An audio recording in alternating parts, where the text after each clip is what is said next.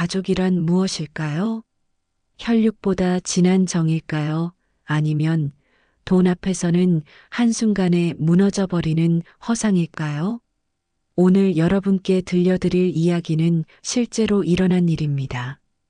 평범한 한 가족의 이야기죠. 30년을 함께 자란 두 남매가 있었습니다. 어릴 적엔 서로의 손을 잡고 우리는 평생 함께할 거라고 약속했던 그 아이들이 어른이 되어서는 법정에서 원고와 피고로 마주 앉게 될 줄 누가 알았을까요?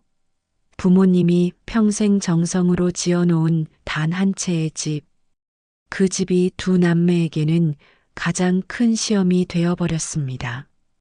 돈과 가족, 그리고 사랑에 대한 이야기. 여러분이라면 어떤 선택을 하셨을까요?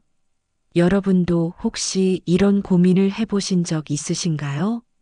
부모님이 돌아가신 후 남겨진 재산을 놓고 형제자매와 갈등을 겪어본 적이 있으신지요? 아니면 주변에서 그런 일을 목격하신 적은 없으신가요? 통계청 자료에 따르면 상속을 둘러싼 가족 간의 분쟁이 매년 증가하고 있다고 합니다. 2023년 한 해에만 가정법원에 접수된 상속 관련 소송이 전년 대비 15% 증가했다는 충격적인 수치도 있었죠. 하지만 오늘의 이야기는 단순히 법적 분쟁에 관한 이야기가 아닙니다. 한 가족이 겪은 아픔과 그들이 찾아낸 진정한 화해에 관한 이야기입니다. 자, 그럼 이제 이 가족의 이야기를 천천히 들어보시죠. 경기도 용인시 외곽, 개발의 손길이 아직 닿지 않은 작은 마을이 있습니다. 이곳에는 40년 된 단독주택 한 채가 조용히 서 있었죠. 이 집은 특별했습니다. 시중에서 파는 기성품이 아니라 한 사람이 30년에 걸쳐 손수 지어 올린 집이었거든요. 벽돌 하나하나, 기와 한 장 한 장에 한 가족의 꿈과 사랑이 깃들어 있는 그런 집이었습니다. 이 집에는 네 식구가 살고 있었습니다. 아버지 이정호 67세 먼저 이 가족의 가장 이정호 씨를 소개해 드리겠습니다. 올해 67세, 평생을 용적공으로 살아온 성실한 아버지였죠. 정호 씨는 말수가 적은 편이었습니다. 감정 표현도 서툴렀고요. 하지만 가족을 향한 그의 사랑만큼은 누구보다도 깊고 진실했습니다. 1980년 24살의 정호 씨는 결혼과 함께 작은 땅 한 평을 샀습니다. 그리고 매일같이 새벽 5시에 일어나 건설 현장으로 향했죠. 낮에는 남의 집을 지어주고 저녁에는 자신의 집을 조금씩 지어나갔습니다. 벽돌 하나 더, 시멘트 한 포대 더. 그렇게 하루하루 쌓아 올린 것이 바로 이 집이었습니다. 다른 사람들이 보기엔 그저 평범한 단독주택일지 모르겠지만 정호 씨에게 이 집은 평생의 작품이자 가족에 대한 사랑의 증표였습니다. 정호 씨는 술도 담배도 하지 않았습니다. 친구들과 어울려 놀지도 않았죠. 오직 가족을 위해, 이 집을 완성하기 위해 모든 것을 바쳤습니다. 주말이면 아이들과 함께 마당에서 텃밭을 일구었고, 겨울이면 연탄을 나르며 온 집안을 따뜻하게 데웠습니다. 어머니 김영순 64세 영순 씨는 정호 씨보다 3살 어린 64세였습니다. 시골에서 자란 그녀는 도시 생활이 낯설었지만 남편과 함께 이 집을 하나하나 꾸려나가는 재미에 빠져 살았죠. 영순 씨는 손재주가 뛰어났습니다. 바느질, 뜨개질은 물론이고 작은 수선까지 못하는 것이 없었어요. 아이들이 어릴 때는 직접 옷을 만들어 입혔고 집안의 커튼부터 쿠션까지 모두 손수 만들었습니다. 무엇보다 영순 씨는 두 자녀를 위해서라면 무엇이든 할 각오가 되어 있는 어머니였습니다. 새벽부터 밤늦게까지 온갖 일을 마다하지 않았죠. 김치를 담가서 이웃에 팔기도 하고 계절마다 반찬을 만들어 시장에 내다 팔기도 했습니다. 영순 씨에게는 특별한 꿈이 하나 있었습니다. 바로 두 자녀가 대학까지 졸업해서 좋은 사람 만나 결혼하는 것이었죠. 우리가 고생해도 아이들만은 좋은 환경에서 공부시키자는 것이 부부의 한결같은 마음이었습니다. 첫째 이태준 35세 태준이는 전형적인 첫째 아들의 모습을 하고 있었습니다. 어릴 때부터 책임감이 강했고 부모님 말씀을 잘 들었죠. 공부도 열심히 했고 동생을 잘 돌봤습니다. 대학에서 전기공학을 전공한 태준이는 졸업 후 중견기업에 취직했습니다. 결혼도 일찍 했죠. 아내 미란 씨는 조용하고 차분한 성격의 초등학교 교사였습니다. 결혼 후에도 태준이는 부모님과 함께 살기를 원했습니다. 부모님이 연세가 드시는데 혼자 두고 나갈 수는 없어요. 태준이의 말에 미란 씨도 흔쾌히 동의했죠. 그렇게 태준이네 가족은 부모님과 함께 그 집에서 살게 되었습니다. 태준이는 성실했지만 융통성이 부족한 면이 있었습니다. 자신이 옳다고 생각하는 일에는 고집을 부리는 편이었죠. 말투도 때로는 딱딱하게 느껴질 수 있었습니다. 하지만 그의 마음 깊은 곳에는 가족에 대한 진실한 사랑이 있었습니다. 부모님과 함께 살면서 태준이는 정말 많은 일들을 감당해야 했습니다. 집안의 크고 작은 수리, 부모님의 병원 모시기, 각종 관공서 업무까지. 동생 수진이가 서울로 시집간 후에는 더욱 그런 일들이 많아졌죠. 둘째 이수진 32세 수진이는 태준이와는 정반대의 성격이었습니다. 밝고 활발했고 사교성이 좋았죠. 어릴 때부터 부모님의 사랑을 듬뿍 받고 자랐습니다. 특히 아버지 정호 씨는 딸을 무척 아꼈어요. 수진이는 대학에서 경영학을 전공했습니다. 졸업 후 서울의 한 중소기업에서 마케팅 업무를 담당했죠. 직장에서 만난 동료와 사랑에 빠져 27세에 결혼했습니다. 남편 준호 씨는 IT 회사에 다니는 성실한 사람이었어요. 결혼과 함께 수진이는 서울로 이사했습니다. 처음에는 부모님과 떨어져 사는 것이 마음에 걸렸지만 남편의 직장이 서울에 있는 이상 어쩔 수 없는 선택이었죠. 서울에 정착한 후 수진이는 가끔씩 부모님께 안부 전화를 드렸고 명절이나 기념일에는 반드시 집에 내려왔습니다. 부모님 용돈도 꼬박꼬박 보내드렸고요. 하지만 바쁜 직장 생활과 육아로 인해 자주 찾아뵙지는 못했습니다. 수진이에게는 항상 마음 한구석에 미안함이 있었습니다. 오빠는 부모님과 함께 살면서 모든 것을 감당하는데 자신은 편안한 서울 생활을 하고 있다는 생각 때문이었죠. 이 가족은 겉으로 보기에 매우 평화로워 보였습니다. 태준이네 가족과 부모님이 함께 사는 사대가 어우러진 화목한 가정이었죠. 주말이면 수진이가 아이들을 데리고 내려와서 온 가족이 함께 식사를 하곤 했습니다. 하지만 자세히 들여다보면 작은 갈등의 씨앗들이 있었습니다. 태준이는 가끔 이런 생각을 했습니다. 내가 부모님과 함께 살면서 모든 것을 감당하고 있는데 수진이는 편안하게 서울에서 살고 있어. 나중에 부모님 재산도 반반씩 나눠 가져야 하는 걸까? 반면 수진이에게도 서운함이 있었습니다. 오빠는 부모님과 함께 살면서 집세도 안 내고 식비도 아끼고 있는데 나는 서울에서 혼자 모든 것을 감당해야 해. 그러면서도 부모님께는 용돈까지 보내드리고 있어. 영순 씨도 속으로는 걱정이 많았습니다.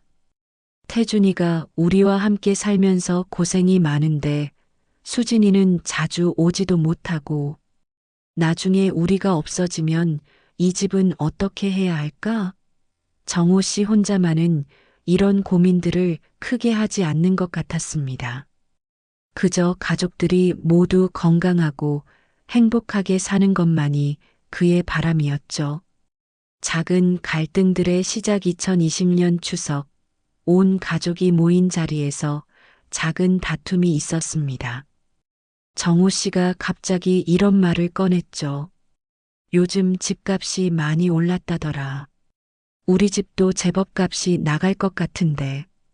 태준이가 대답했습니다. 아버지, 집값이 오르면 뭐해요? 팔 것도 아닌데. 그때 수진이가 농담 반 진담 반으로 말했습니다. 아버지, 나중에 이 집 팔면 저도 제목 챙겨주세요. 순간 분위기가 어색해졌습니다. 태준이의 표정이 굳었고 아내 미란 씨도 불편해하는 기색이 역력했죠. 태준이가 차가운 목소리로 말했습니다. 수진아, 그런 말 농담으로라도 하는 거 아니야. 수진이도 기분이 상했습니다. 오빠, 내가 왜 그런 말을 못해? 나도 이 집 딸이야. 영순 씨가 황급히 말렸습니다. 얘들아, 그만해. 괜한 소리 하지 말고. 그날의 작은 다툼은 금방 넘어갔지만 두 남매의 마음속에는 작은 가시가 박혔습니다. 시간이 지나면서 깊어지는 올해 2021년 코로나19로 인해 수진이가 집에 내려오는 횟수가 줄어들었습니다. 태준이는 부모님과 함께 집에 갇혀 지내면서 스트레스를 많이 받았죠. 재택근무를 하면서도 부모님을 돌봐야 했고 장보기부터 병원 모시기까지 모든 것을 혼자 감당해야 했습니다. 그런 태준이의 심정을 수진이는 잘 몰랐습니다. 전화 통화에서는 오빠 고생 많다고 말하면서도 실제로 얼마나 힘든지는 체감하지 못했던 것이죠. 반대로 수진이도 자신만의 어려움이 있었습니다. 코로나로 인해 회사 사정이 어려워지면서 급여가 삭감되었고 아이들 교육비는 계속 늘어났죠. 그런데도 부모님께 보내드리는 용돈은 줄일 수가 없었습니다. 이런 상황에서 두 남매 사이의 오해는 점점 깊어져 갔습니다. 2023년 10월 15일 평범한 일요일 아침이었습니다. 정호 씨는 평소와 다름없이 새벽에 일어나 마당의 화단을 정리하고 있었죠. 그런데 갑자기 앗 하는 신음소리와 함께 그 자리에 쓰러졌습니다. 마침 화장실에 가려던 영순 씨가 그 모습을 발견했어요. 여보, 여보. 영순 씨의 다급한 외침에 태준이가 뛰어나왔습니다. 정호 씨는 이미 의식을 잃은 상태였죠. 119에 신고한 후 급히 병원으로 후송되었습니다. 의사의 진단은 급성 심근경색. 평소 건강해 보였던 정호 씨였지만 오랜 무리가 누적되어 있었던 것 같다고 했습니다. 태준이는 급히 수진이에게 전화했습니다. 수진아, 큰일 났어. 아버지가 쓰러지셨어. 뭐라고? 어떻게 된 거야? 심장마비래. 지금 수술하고 있어. 빨리 와. 수진이는 남편과 함께 급히 차를 타고 병원으로 향했습니다. 3시간의 수술이 끝난 후 의사는 심각한 표정으로 말했습니다. 다행히 수술은 성공했지만 상태가 좋지 않습니다. 며칠 더 지켜봐야 할 것 같습니다. 그렇게 정호 씨는 중환자실에서 사흘을 버텼습니다. 태준이와 수진이는 교대로 병원에서 지냈죠. 영순 씨는 충격이 커서 제대로 서 있기도 힘들어했습니다.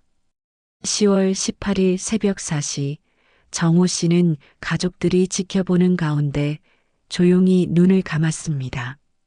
장례식은 3일장으로 치러졌습니다. 정호 씨의 형제들과 친척들, 동네 사람들이 모두 모여 고인을 배웅했죠. 태준이와 수진이는 슬픔에 잠긴 채 아버지의 마지막 길을 정성껏 준비했습니다. 첫째 날과 둘째 날은 조문객들을 맞이하느라 바빴습니다. 두 남매는 슬픔을 뒤로하고 예의를 지켜 조문객들에게 인사했죠. 문제는 마지막 날이었습니다. 발인을 앞두고 친척들이 모인 자리에서 정호 씨의 형인 정수 씨가 이런 말을 했습니다. 정호가 고생해서 지은 그 집, 이제 누가 물려받지? 아무래도 큰아들인 태준이겠지? 순간 분위기가 어색해졌습니다. 태준이는 당황한 표정으로 아무 말도 하지 못했고 수진이의 얼굴은 굳어졌습니다. 정수 씨는 계속해서 말을 이었습니다. 요즘 집값이 워낙 많이 올라서 말이야. 그 집도 제법 값어치가 나갈 거야. 태준이가 부모 모시고 산 보람이 있겠네. 이때 수진이가 조심스럽게 입을 열었습니다. 큰아버지, 그런 이야기는 나중에 해도 될 것 같은데요. 아, 그래. 미안하다. 괜한 소리 했네. 정수 씨는 어색하게 웃으며 화제를 돌렸습니다. 하지만 이미 던져진 말은 되돌릴 수 없었습니다. 태준이와 수진이의 마음속에는 복잡한 감정들이 일기 시작했죠. 발인을 마치고 집에 돌아온 후 온 집안은 적막했습니다. 정호 씨가 없는 집은 너무나 쓸쓸했죠. 영순 씨는 방에서 나오지 않았고 태준이와 수진이는 거실에서 멍하니 앉아 있었습니다. 며칠이 지난 후 수진이가 부모님 집에 내려왔습니다. 그동안 미뤄두었던 이야기를 해야 할 때가 온 것 같았기 때문이었죠. 저녁 식사를 마친 후 태준이가 조심스럽게 입을 열었습니다. 수진아, 우리 한번 이야기해야 할 것 같다. 무슨 이야기? 아버지 일로 정리해야 할 것들이 있잖아. 집 문제도 그렇고. 수진이는 잠시 침묵했습니다. 그리고 천천히 말했습니다. 오빠, 뭘 정리한다는 거야? 아버지 집 말이야. 이 집을 내가 계속 어머니 모시고 살아야 하니까. 잠깐 오빠. 그 말은 이 집을 오빠가 혼자 가져가겠다는 뜻이야? 태준이는 당황했습니다. 자신은 당연한 이야기를 하는 것 같았는데 수진이의 반응이 예상과 달랐기 때문이었죠. 수진아, 그게 아니라 내가 지금까지 부모님 모시고 살았잖아. 그리고 앞으로도 어머니를 돌봐야 하고. 그러니까 자연스럽게. 오빠, 자연스럽게가 뭐야? 나도 이 집 딸이야. 나도 아버지 딸이라고. 태준이의 목소리가 조금 높아졌습니다. 하지만 넌 결혼해서 서울로 나갔잖아. 그동안 이 집을 지킨 건 나야. 아버지 병원비도 내가 다 냈고 온갖 집안일도 다 내가 했어. 수진이도 감정이 격해졌습니다. 그럼 내가 아무것도 안 했다는 거야? 매달 부모님께 보내드린 용돈은? 명절 때마다 가져온 선물들은?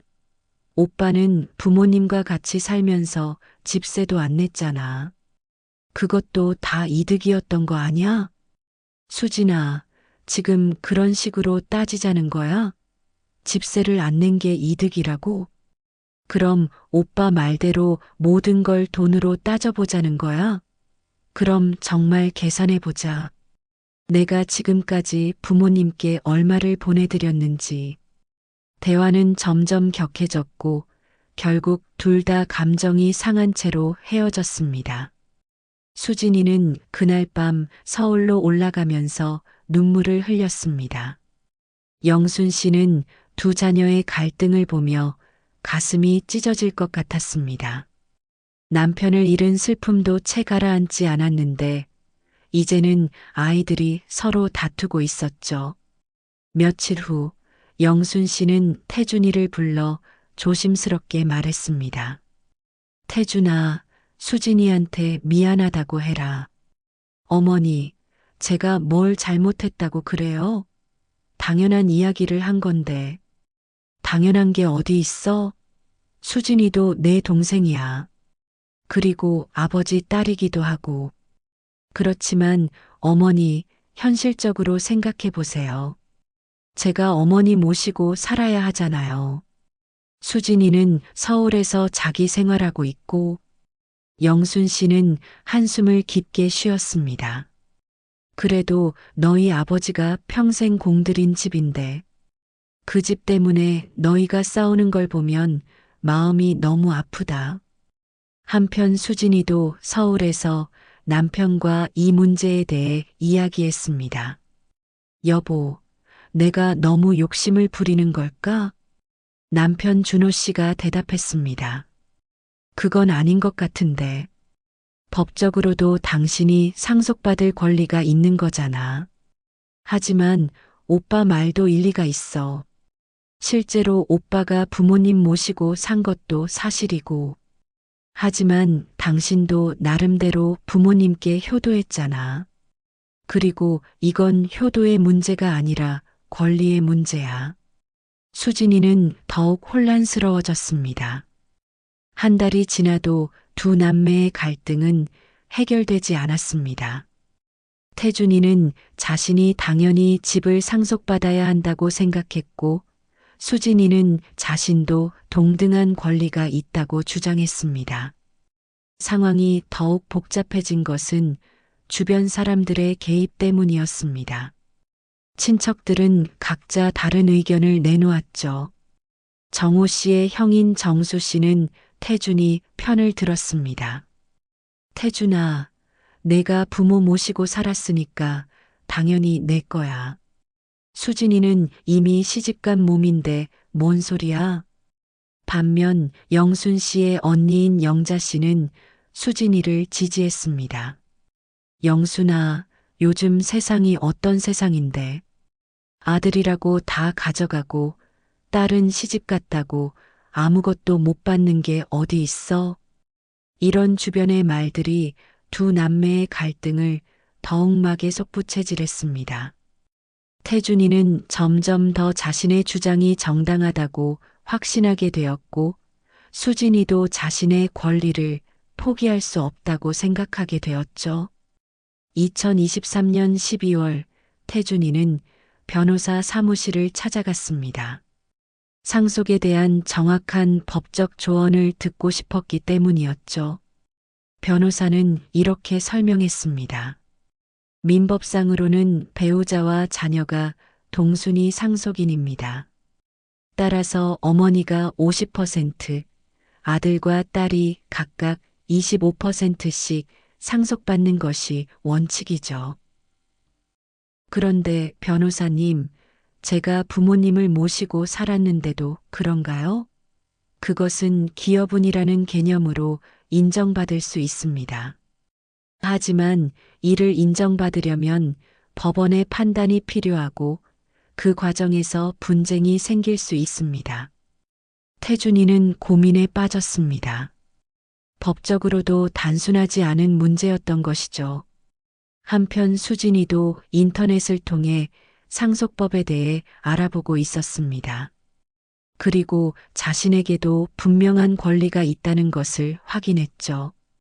결정적인 대화 2024년 1월 설날을 앞두고 수진이가 다시 집에 내려왔습니다.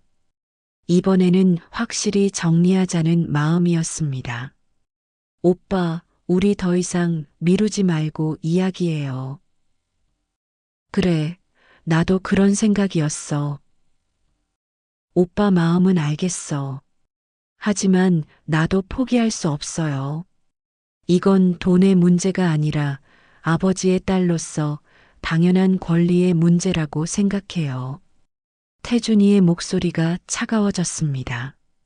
수진아, 권리 얘기하지 마. 그럼 의무는? 내가 부모님을 위해 뭘 했어? 나는 10년 넘게 부모님과 함께 살면서 모든 걸 감당했어. 오빠, 그럼 내가 서울에서 보낸 용돈은 뭐야? 매번 명절 때마다 가져온 것들은? 그리고 오빠도 이득 본 것들이 있잖아요. 집세 안 낸 것, 식비 아낀 것. 지금 그런 식으로 계산하자는 거야? 오빠가 먼저 계산하기 시작한 거잖아요. 대화는 다시 평행선을 달렸습니다. 하지만 이번에는 조금 다른 결말이 기다리고 있었습니다. 태준이가 마지막으로 말했습니다. 수진아, 그럼 정말 법적으로 해결하자. 나도 더 이상 이런 식으로 갈등하고 싶지 않아. 수진이도 단호하게 대답했습니다. 좋아요. 그럼 정말 법대로 하죠. 그날 밤 영순 씨는 두 자녀의 대화를 듣고 밤새 울었습니다. 2024년 3월 태준이는 정식으로 상속재산 분할 조정 신청을 법원에 제출했습니다. 수진이도 자신의 변호사를 선임했죠. 첫 번째 조정 기일이 잡혔습니다. 가정법원의 차가운 복도에서 두 남매는 서로 다른 변호사와 함께 마주 앉았습니다. 조정위원이 말했습니다. 가족 간의 분쟁이니만큼 합의를 통해 원만하게 해결하시는 것이 좋겠습니다. 먼저 각자의 주장을 들어보겠습니다. 태준이의 변호사가 먼저 발언했습니다. 저희 의뢰인은 10년 넘게 부모님을 모시고 살면서 간병, 생활비 지원 등 모든 것을 담당해 왔습니다. 또한 돌아가신 아버지의 병원비도 전액 부담했습니다. 따라서 기여분을 인정받아야 합니다. 수진이의 변호사가 반박했습니다.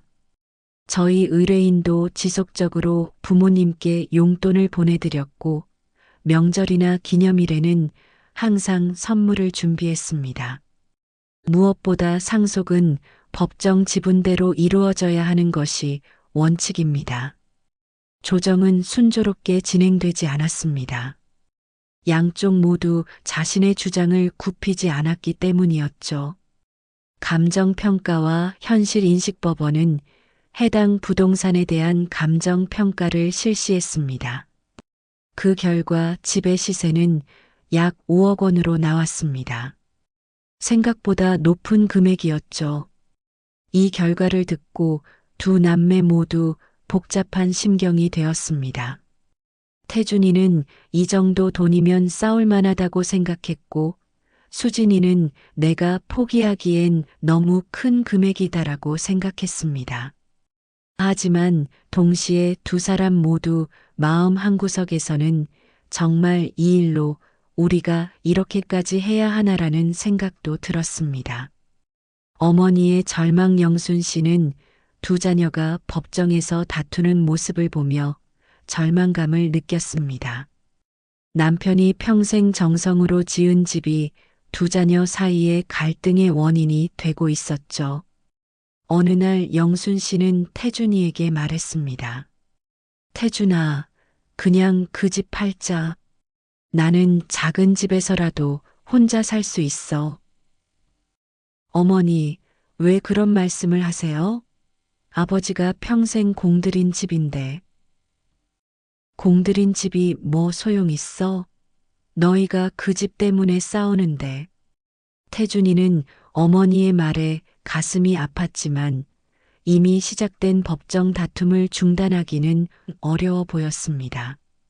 친구들의 조언 태준이는 오랜 친구 민호에게 털어놓았습니다. 민호야, 내가 잘못하고 있는 걸까? 태준아, 솔직히 말하면 너무 멀리 온 것 같다. 수진이도 내 동생인데. 하지만 내가 그동안 얼마나 고생했는지 알잖아. 알아. 하지만 수진이 입장에서도 생각해봐. 아버지 딸인데 아무것도 못 받으면 서운하지 않겠어? 민호의 말에 태준이는 잠시 생각에 잠겼습니다. 한편 수진이도 서울의 친구 혜진이와 이야기했습니다. 혜진아, 내가 너무 고집을 부리는 걸까? 수진아, 내가 틀린 건 아니야. 하지만 오빠와의 관계는 생각 안 해? 그것도 중요하지만 이건 원칙의 문제잖아. 원칙도 중요하지만 가족도 중요하지 않아? 친구의 말에 수진이도 혼란스러워졌습니다. 6개월간의 조정 과정을 거쳐도 합의가 이루어지지 않자 결국 법원의 판결로 가게 되었습니다. 2024년 10월 법원은 다음과 같이 판결했습니다. 상속 재산인 부동산은 어머니 김영순이 50%, 아들 이태준이 35%, 딸 이수진이 15%의 지분으로 공유한다. 단 이태준의 기여분을 인정하여 법정 상속분보다 10% 증가시킨다. 결과적으로 태준이가 더 많은 지분을 인정받았지만 수진이도 15%의 지분을 갖게 되었습니다. 승자 없는 승부 판결이 나온 후 두 남매 모두 복잡한 심정이었습니다. 태준이는 자신이 원하던 만큼은 아니었지만 더 많은 지분을 인정받았고 수진이는 아예 못 받을 뻔했다가 15%라도 받게 되었죠. 하지만 진짜 문제는 그 이후였습니다. 법적으로는 공유 지분이 정해졌지만 실제로 그 집을 어떻게 할지는 여전히 문제였습니다. 태준이는 계속 그 집에서 어머니와 살고 싶어 했고 수진이는 자신의 지분만큼 현금으로 받기를 원했습니다. 하지만 태준이에게는 수진이의 지분에 해당하는 7,500만 원을 현금으로 줄 여력이 없었죠. 결국 집을 팔아서 나눠 가져야 한다는 결론에 이르렀습니다. 집을 팔기로 한 결정 2024년 12월 그 집은 부동산 시장에 매물로 나왔습니다. 정호 씨가 30년간 정성껏 지은 집, 온 가족의 추억이 깃든 집이 이제 남의 손으로 넘어가게 된 것이죠. 영순 씨는 이 소식을 듣고 며칠간 밥을 못 드셨습니다. 내가 무슨 죄를 지었길래 아이들이 이렇게 됐을까? 태준이도 마음이 편하지 않았습니다. 법적으로는 이겼지만 집을 잃게 되었고 동생과의 관계도 돌이킬 수 없이 나빠졌죠. 수진이 역시 마찬가지였습니다. 자신의 권리를 찾기는 했지만 그 과정에서 잃은 것들이 너무 많았습니다. 집을 정리하던 중 수진이는 아버지의 책상 서랍 깊숙한 곳에서 편지 한 통을 발견했습니다. 봉투에는 내 사랑하는 아들 딸에게라고 쓰여 있었죠. 수진이는 떨리는 손으로 편지를 열었습니다. 내 사랑하는 아들 태준이와 딸 수진이에게. 아빠가 이 편지를 쓰는 건 혹시 모를 일을 대비해서다.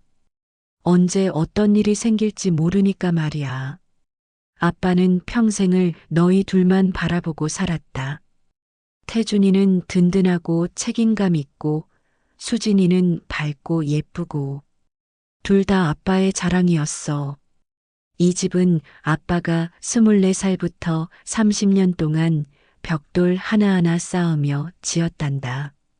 새벽에 일찍 일어나서 남의 집 지어주고 저녁에 와서 우리 집을 짓고 손가락이 부르트고 허리가 아파도 참고 지었지. 왜 그렇게 힘들게 집을 지었을까? 너희들을 위해서야. 너희가 비 맞지 않고 추위에 떨지 않게 하려고. 그리고 너희가 자랄 때 우리 집이라고 자랑스럽게 말할 수 있게 하려고. 하지만 정말 소중한 건 집이 아니란다. 이 집에서 만든 추억들이야. 너희가 어릴 때 마당에서 뛰어놀던 모습, 설날에 온 가족이 모여서 떡국 먹던 모습, 추석에 같이 송편 빚던 모습. 그런 것들이 진짜 보물이야. 그리고 무엇보다 소중한 건 너희 남매가 서로 사랑하는 마음이야. 아빠가 이 세상에서 가장 기뻤던 순간은 너희 둘이 서로 웃으며 장난치던 때였어. 만약 아빠가 없어진 후에 너희가 이 집 때문에 싸우게 된다면 그냥 팔아버려라. 집은 다시 지을 수 있지만 깨진 남매 간의 정은 다시 붙이기 어렵다. 태준아, 내가 부모를 모시고 사는 것 고맙다. 하지만 수진이도 내 동생이야. 수진이가 서울에서 사는 것도 다 이유가 있는 거야. 동생을 이해해 주렴. 수진아, 내가 멀리서도 부모 생각해 주는 것 고맙다. 하지만 오빠가 얼마나 고생하는지도 알아줘. 오빠 혼자 모든 걸 감당하기 힘들어. 아빠의 마지막 소원은 단 하나다. 너희가 평생 서로를 지켜주는 것. 어려울 때는 서로 의지하고, 기쁠 때는 함께 기뻐하고. 그게 아빠가 이 세상에서 받을 수 있는 가장 큰 선물이야. 이 편지를 읽는 순간, 아빠는 이미 너희 곁에 없을 거다. 하지만 아빠의 마음은 항상 너희와 함께 있을 거야. 사랑한다. 우리 아들, 딸들아. 서로 사랑하며 살아라. 2023년 9월. 아빠가 편지를 읽는 동안 수진이는 눈물을 흘렸습니다. 아버지의 진심 어린 마음이 느껴졌기 때문이었죠. 수진이는 즉시 태준이에게 전화했습니다. 오빠, 나 아버지 편지 하나 찾았어. 오빠도 와서 같이 봐. 그날 저녁 태준이는 부모님 집으로 왔습니다. 수진이는 조심스럽게 편지를 건네주었죠. 태준이도 편지를 읽으며 눈물을 흘렸습니다. 특히 집은 다시 지을 수 있지만 깨진 남매 간의 정은 다시 붙이기 어렵다는 구절에서는 목이 메었습니다. 수진아, 오빠. 두 사람은 한동안 말을 하지 못했습니다. 아버지의 편지는 그들이 얼마나 잘못된 길로 가고 있었는지를 깨닫게 해주었죠. 수진아, 미안하다. 내가 너무 고집을 부렸나 봐. 아니야, 오빠. 나도 미안해. 나도 오빠 입장을 생각 안 하고 내 권리만 주장했어. 아버지 말씀이 맞아. 우리가 집 때문에 이렇게 싸워서 뭐하냐? 그러게. 아버지가 보시면 얼마나 속상하실까. 그날 밤 두 남매는 오랜만에 진솔한 대화를 나눴습니다. 아버지의 편지를 계기로 두 남매는 그동안의 갈등을 되돌아보기 시작했습니다.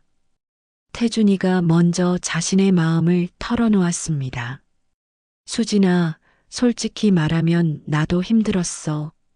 부모님 모시고 사는 게 의무라고 생각하면서도 때로는 내가 희생만 하고 있다는 생각이 들었거든. 특히 너는 자유롭게 서울에서 살고 있는데. 수진이도 자신의 마음을 이야기했습니다. 오빠, 나도 마음이 편하지 않았어. 부모님과 떨어져 살면서도 항상 미안한 마음이 있었거든. 그래서 더 예민하게 반응했던 것 같아. 내가 아무것도 안 한 것처럼 말씀하시니까 정말 서운했어. 그랬구나. 미안해, 수진아. 내가 나름대로 부모님께 효도한 것도 알고 있어. 다만 내가 감당해야 할 것들이 너무 많아서. 나도 이해해, 오빠. 정말 고생 많았을 거야. 내가 더 자주 내려와서 도와드렸어야 하는데. 두 사람은 그동안 서로에 대한 오해가 얼마나 컸는지를 깨달았습니다. 며칠 후 두 남매는 어머니 앞에 무릎을 꿇고 사과했습니다. 어머니, 죄송합니다. 아버지가 돌아가신 지 얼마 안 됐는데 저희가 싸워서. 영순 씨는 두 자녀를 보며 눈물을 흘렸습니다. 괜찮다. 너희도 다 어른이고 각자 입장이 있는 거니까. 아니에요, 어머니. 저희가 정말 잘못했어요. 아버지가 그렇게 정성껏 지은 집을 팔게 만들어서. 영순 씨가 조용히 말했습니다. 얘들아, 집보다 너희가 중요해. 아버지도 그렇게 생각하실 거야. 그때 수진이가 조심스럽게 말했습니다. 어머니, 저희가 다른 방법을 생각해 볼까요? 집을 꼭 팔아야 하는 건 아니잖아요. 새로운 해결책 모색. 그날부터 두 남매는 집을 팔지 않고도 문제를 해결할 수 있는 방법을 찾기 시작했습니다. 태준이가 제안했습니다. 수진아, 내가 내 지분만큼 돈을 줄 수는 없지만 다른 방법이 있을 것 같은데. 어떤 방법? 예를 들어서 우리가 공동으로 집을 소유하되 내가 어머니 모시고 계속 살고 대신 너에게는 매월 일정 금액을 지급하는 건 어때? 수진이는 잠시 생각해 보더니 말했습니다. 오빠, 그것보다는 나는 돈이 필요한 게 아니라 아버지의 딸로서 인정받고 싶었던 것 같아. 그런데 지금 와서 생각해 보니 오빠가 어머니 모시고 사는 게 맞는 것 같아. 그럼 집은 오빠가 가져. 대신 조건이 있어. 무슨 조건? 이 집을 우리 가족들이 언제든 모일 수 있는 공간으로 만드는 거야. 명절이나 기념일에는 꼭 다 같이 모이고 아버지 제사도 이 집에서 지내고 그리고 이 집에서 아버지 추억을 계속 간직하는 거야. 태준이의 눈이 밝아졌습니다. 그거 좋은 생각이다. 그럼 내가 내 지분에 해당하는 돈을 당장은 못 주지만 나중에 여유가 생기면 조금씩 줄게. 오빠, 그런 건 나중에 생각해도 돼. 더 중요한 건 우리가 다시 가족다운 가족이 되는 거잖아.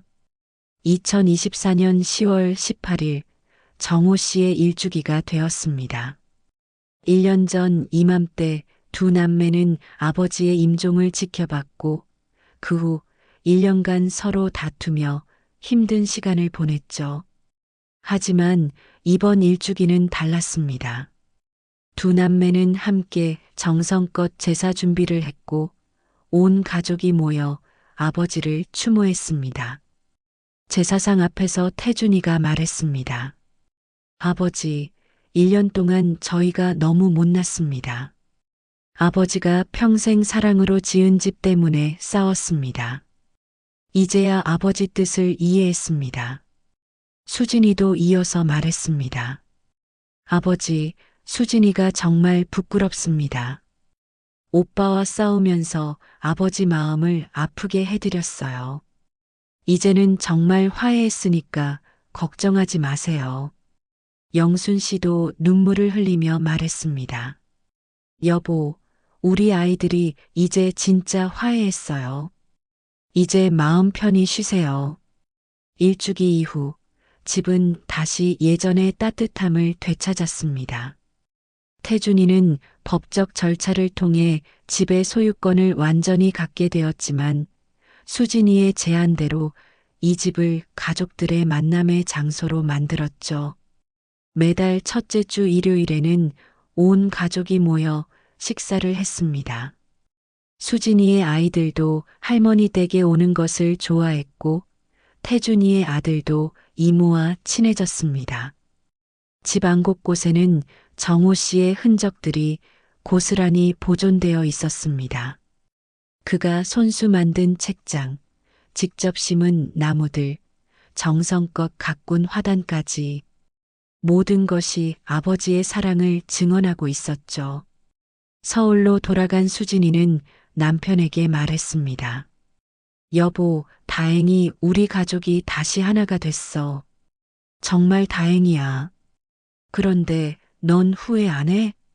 집은 포기한 거. 전혀. 오히려 이게 더 좋은 것 같아. 돈으로는 살 수 없는 걸 얻었으니까. 뭘 얻었는데? 오빠와의 관계, 가족의 화목, 그리고 아버지가 정말 원하셨던 것. 그게 몇 천만 원보다 훨씬 소중해.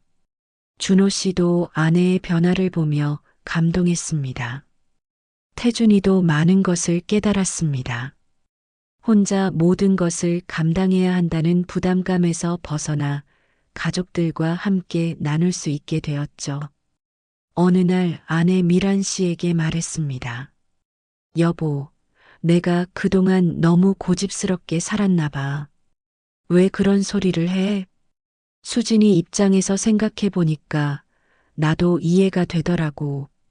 집에 대한 욕심보다는 인정받고 싶은 마음이었던 것 같아. 그래도 이제 다 해결됐잖아. 그래. 앞으로는 정말 가족답게 살아야지. 2026년 설날 그 집은 다시 북적북적한 활기를 되찾았습니다. 온 가족이 모여 떡국을 끓이고 아이들은 마당에서 전통놀이를 하며 뛰어놀았습니다. 영순 씨는 부엌에서 정성스럽게 음식을 준비하시며 흐뭇한 미소를 지으셨습니다. 1년 전만 해도 두 자녀가 법정에서 다투는 모습을 보며 절망했던 것이 거짓말 같았죠. 할머니, 이 떡국 정말 맛있어요. 수진이의 딸 은서가 말했습니다. 그래, 할머니가 내 아버지랑 이모를 위해서 매년 끓여주던 떡국이야. 할아버지도 이 떡국을 제일 좋아하셨단다. 태준이가 거실에 걸린 아버지 사진을 바라보며 말했습니다. 아버지, 이제 정말 예전처럼 살고 있어요. 걱정하지 마세요.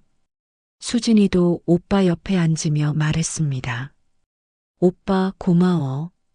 이 집을 이렇게 잘 지켜줘서. 무슨 소리야? 이 집은 우리 모두의 집이야. 내가 포기해줘서 내가 고마워. 포기가 아니라 맡긴 거야. 오빠가 아버지 뜻을 제일 잘 지킬 거라고 믿으니까. 저녁 식사 후 아이들이 모여 앉은 가운데 영순 씨가 이야기를 들려주셨습니다. 얘들아, 할머니가 이야기 하나 해줄까? 네, 할머니. 너희 아빠와 이모가 어릴 때는 정말 사이가 좋았단다. 하루도 떨어져 있을 수 없을 정도로 말이야. 태준이의 아들 민수가 물었습니다. 할머니, 그럼 아빠랑 이모가 싸운 적도 있어요? 영순 씨는 잠시 태준이와 수진이를 바라보더니 말씀하셨습니다. 있지. 한동안 정말 많이 싸웠어. 할아버지가 남겨주신 이 집 때문에서 말이야. 왜 집 때문에 싸웠어요? 수진이가 조카에게 설명했습니다. 민수야, 할아버지가 돌아가신 후에 이 집을 누가 가져야 하는지 때문에 아빠와 이모가 다퉜던 거야. 둘 다 자기가 가져야 한다고 생각했거든. 그럼 어떻게 해결했어요? 태준이가 대답했습니다. 할아버지가 남겨주신 편지를 보고서야 우리가 얼마나 잘못 생각하고 있었는지 깨달았어. 집은 다시 지을 수 있지만 가족의 사랑은 한번 깨지면 다시 붙이기 어렵다고 하셨거든. 수진이의 딸 은서가 말했습니다. 그럼 지금은 누구 집이에요? 아빠 집이야. 하지만 우리 모두의 집이기도 하고, 왜냐하면 우리가 모두 함께 사랑하며 사는 곳이니까. 정호 씨의 꿈이 이루어지다. 그날 밤 아이들이 잠든 후 새 어른은 거실에서 차를 마시며 이야기를 나눴습니다. 영순 씨가 말씀하셨습니다. 너희 아버지가 보시면 정말 좋아하실 것 같다. 이렇게 온 가족이 모여서 웃고 있는 모습 말이야. 태준이가 감회에 젖어 말했습니다. 어머니, 아버지가 이 집을 지을 때의 마음을 이제야 알겠어요. 단순히 집 한 채를 짓는 게 아니라 가족들이 모일 수 있는 따뜻한 보금자리를 만드신 거였네요. 수진이도 고개를 끄덕였습니다. 맞아요. 아버지의 진짜 유산은 이 집이 아니라 가족들이 서로 사랑하며 사는 방법을 가르쳐 주신 거였어요. 그 이후로 이 집에서는 새로운 전통들이 생겨났습니다. 매월 셋째 주 토요일은 가족의 날로 정해져서 모든 가족이 모였습니다. 함께 요리하고 아이들은 숙제를 도와주고 어른들은 서로의 근황을 나눴죠. 정호 씨의 생일과 기일에는 온 가족이 모여 아버지를 추모하고 그분이 남겨주신 교훈들을 되새겼습니다. 무엇보다 중요한 것은 집안에 작은 갈등이 생길 때마다 가족들이 아버지의 편지를 다시 읽어보는 것이었습니다. 그럴 때마다 서로를 이해하고 화해하는 지혜를 얻었죠. 마을 사람들은 이 가족의 변화를 보며 부러워했습니다. 이웃집 할머니가 영순 씨에게 말했습니다. 영순이 언니 정말 부럽다. 요즘 자식들은 부모 돌아가시면 재산 때문에 법정에서 싸우는 경우가 많던데 언니 집은 오히려 더 화목해졌네. 영순 씨가 대답했습니다. 저희도 한동안은 그랬어요. 하지만 남편이 마지막에 깨우쳐줬죠. 진짜 중요한 게 뭔지 말이에요. 그게 뭔데요? 가족의 사랑이요. 그게 가장 큰 유산이더라고요. 2026년 봄 태준이는 회사에서 승진했습니다. 그리고 수진이는 서울에서 작은 카페를 열었죠. 두 사람 모두 각자의 자리에서 성공적인 삶을 살고 있었습니다. 하지만 무엇보다 중요한 변화는 두 사람의 관계였습니다. 이제는 서로의 어려움을 진심으로 도와주고 기쁨도 함께 나누는 진정한 남매가 되었죠. 어느 일요일 오후 온 가족이 마당에서 바베큐 파티를 열었습니다. 태준이가 고기를 구우며 말했습니다. 수진아, 너 카페 사업 어때? 많이 힘들지? 처음엔 힘들었는데 이제 좀 나아졌어. 단골들도 생기고 오빠도 언제 한번 가족들 데리고 와봐. 그래야겠다. 우리 민수도 이모가 만든 커피 마셔보고 싶어 할 텐데. 수진이가 웃으며 대답했습니다. 민수는 아직 어린데 무슨 커피를 마셔? 대신 이모가 특제 핫초콜릿 만들어줄게. 영순 씨는 그런 두 자녀의 모습을 보며 흐뭇해 하셨습니다. 1년 전만 해도 상상할 수 없었던 모습이었죠. 저녁이 되자 태준이는 아들 민수를 불렀습니다. 민수야, 아빠가 이야기 하나 해줄까? 네, 아빠. 할아버지가 이 집을 지을 때 말이야. 30년이라는 긴 시간이 걸렸단다. 매일매일 조금씩 조금씩 지어나간 거지. 왜 그렇게 오래 걸렸어요? 할아버지가 우리 가족을 정말 사랑하셨기 때문이야. 대충 짓는 게 아니라 하나하나 정성스럽게 지으신 거야. 우리가 편안하게 살 수 있도록 말이지. 민수가 고개를 끄덕였습니다. 그럼 아빠도 저를 위해서 그렇게 하실 거예요? 물론이지. 하지만 민수야, 가장 중요한 건 집이 아니야. 그럼 뭐가 중요해요? 사랑이야. 가족끼리 서로 사랑하는 마음. 그게 가장 소중한 거야. 수진이도 자신의 딸 은서에게 비슷한 이야기를 들려주고 있었습니다. 은서야, 이모와 아빠가 어릴 때는 지금처럼 사이가 좋지 않았을 때도 있었어. 정말이에요? 응. 하지만 할아버지가 가르쳐 주신 중요한 걸 깨달았어. 형제자매는 세상에서 가장 소중한 관계라는 걸 말이야. 그럼 저도 나중에 동생이 생기면 잘해줄게요. 수진이는 딸을 꼭 안으며 미소 지었습니다. 이 집은 마을에서 유명한 집이 되었습니다. 가족 간의 갈등을 아름답게 해결한 집으로 알려지면서 비슷한 문제를 겪는 다른 가족들이 조언을 구하러 오기도 했죠. 어느 날 옆 마을에서 상속 문제로 고민하는 가족이 찾아왔습니다. 저희도 형제끼리 부모님 재산 때문에 갈등이 있어서요. 어떻게 해결하셨는지 조언 좀 해주세요. 태준이와 수진이는 그들에게 자신들의 경험을 들려주었습니다. 가장 중요한 건 서로의 입장을 이해하려고 노력하는 거예요.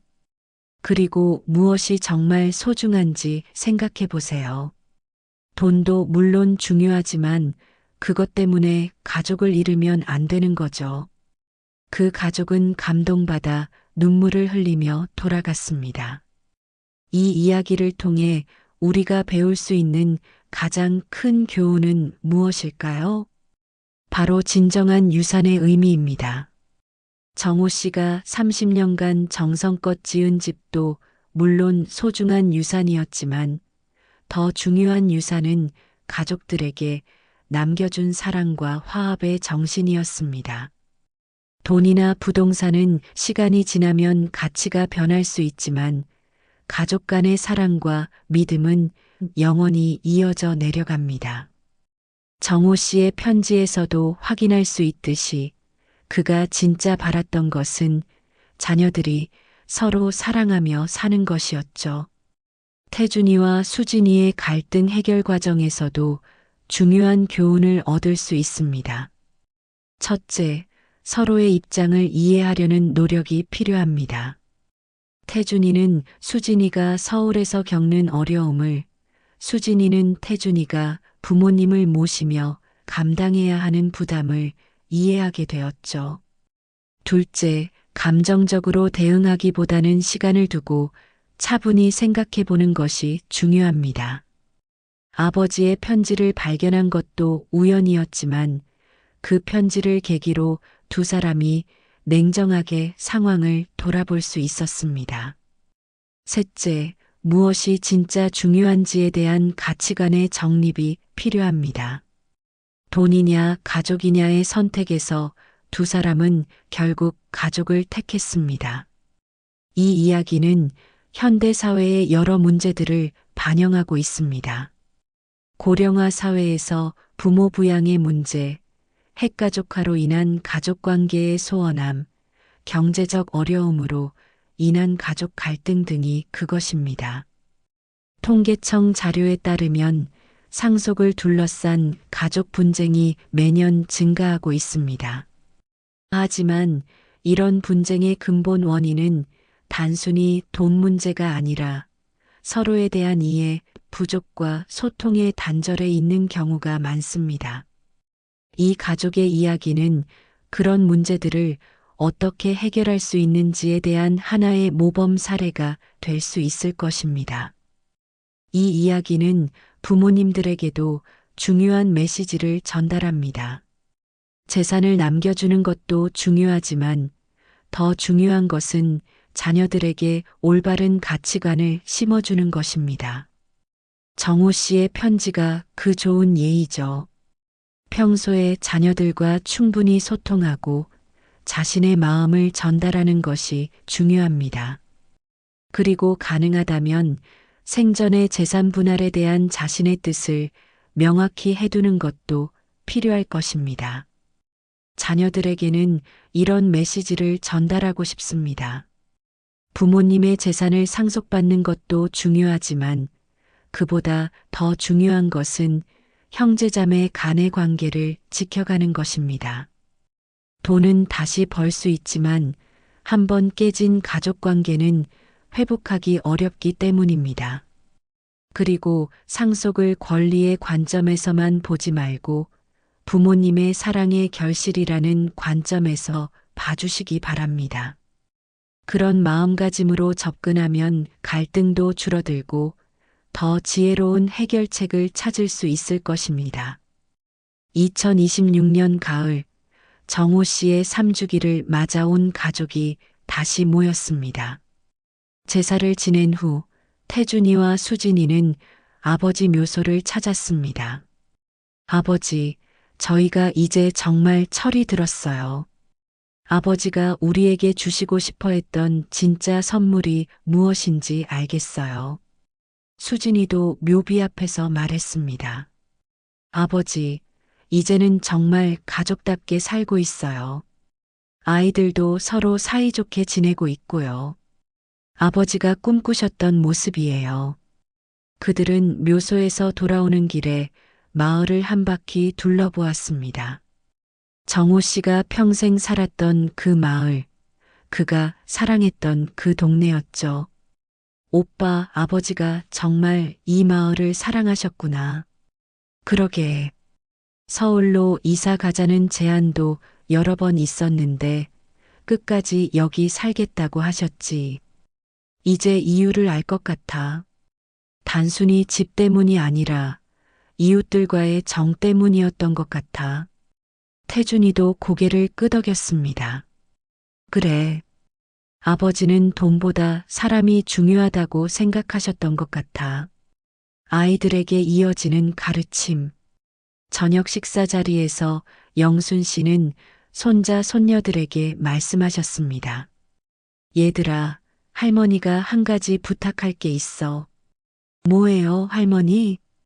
너희들이 커서도 지금처럼 사이좋게 지내야 해. 약속할 수 있지? 네, 할머니. 약속해요. 태준이가 아들 민수에게 말했습니다. 민수야, 나중에 아빠가 없어져도 은서랑 사이좋게 지내야 해. 사촌지간이니까 더욱 그래야 하고. 네, 아빠. 은서는 제 동생 같아서 정말 좋아요. 수진이도 딸에게 말했습니다. 은서야, 민수 오빠가 너를 많이 아끼잖아. 너도 오빠를 잘 따르고. 네, 엄마. 민수 오빠는 정말 착해요. 이렇게 가족의 사랑은 다음 세대로 이어져 내려가고 있었습니다. 이 이야기를 끝까지 읽어주신 여러분께 감사드립니다.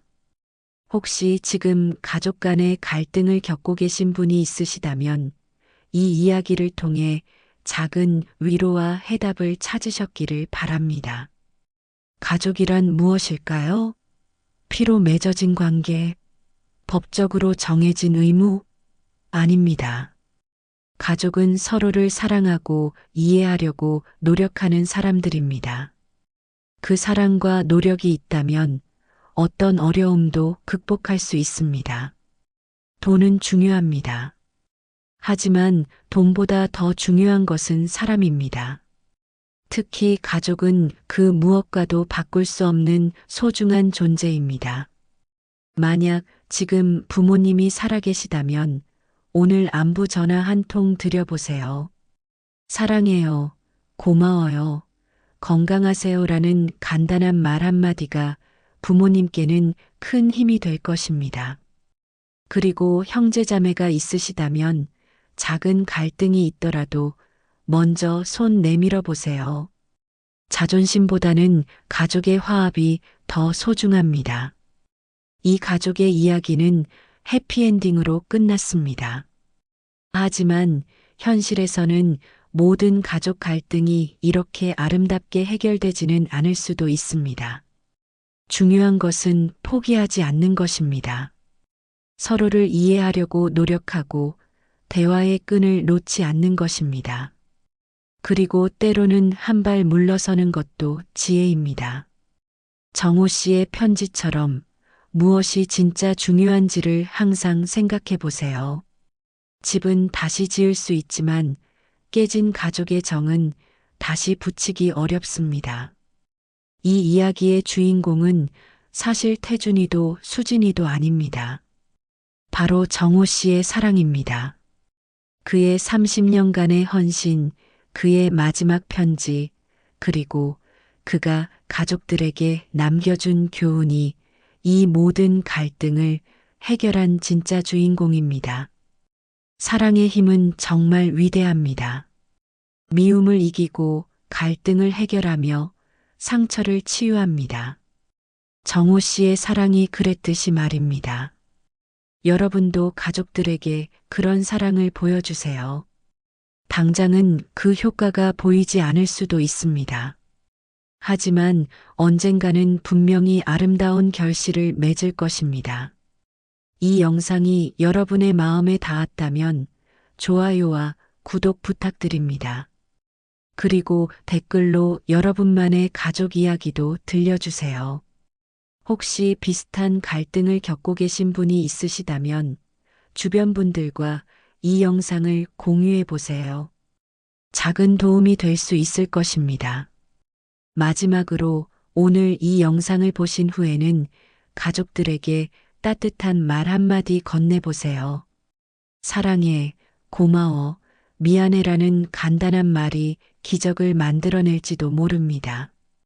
감사합니다.